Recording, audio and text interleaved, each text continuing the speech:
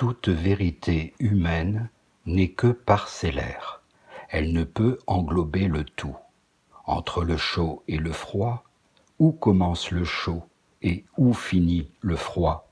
Entre le haut et le bas, le proche et le lointain, le microcosme et le macrocosme, l'esprit et la matière.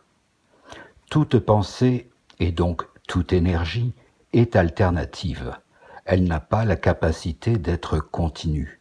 D'ailleurs, pour qu'un courant s'exprime, il faut deux extrêmes, l'un positif, l'autre négatif, sans y chercher quelque espèce de jugement moral. Cacher le noir ne fait pas briller la lumière. Accepter qu'il y a en chaque être, chaque entité, autant de facettes sombres que lumineuses, favorise la réalisation d'un centre de force à équidistance de ces différents potentiels, points d'équilibre. L'entendement permet de maintenir cet équilibre et la volonté le met en mouvement. Ainsi, par la persévérance, cette dynamique est maintenue et la force croît. Plus la vitesse de rotation sur son point de focalisation est grande, et plus le centrage est aisé. Il y a là un cercle vertueux.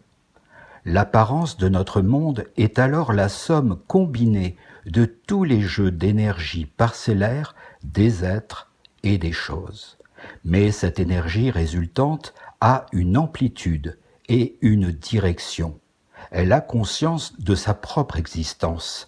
Elle peut savoir où elle va en se projetant dans l'infini des possibles. Le monde est une telle conscience, en permanente quête d'équilibre. C'est pourquoi l'ordre est la règle et le chaos l'illusion. C'est ainsi que le seul véritable combat ne peut être mené que sur soi-même, car qui pourrait harmoniser ces multiples existences, hormis l'auteur lui-même de la bipolarisation du un primordial. Aussi, tout dogme, toute certitude ou toute croyance ne peut qu'alourdir d'un vain fardeau la propension naturelle de la vie une, asphyxier la lueur qui veut quitter le boisseau. Chers auditeurs, cette réflexion fait suite à celle de mon amie et correspondante québécoise, France Légaré, éditrice et écrivaine. Les phrases entre guillemets sont de sa plume. Merci pour son autorisation à les reproduire ici. À très bientôt. Au revoir.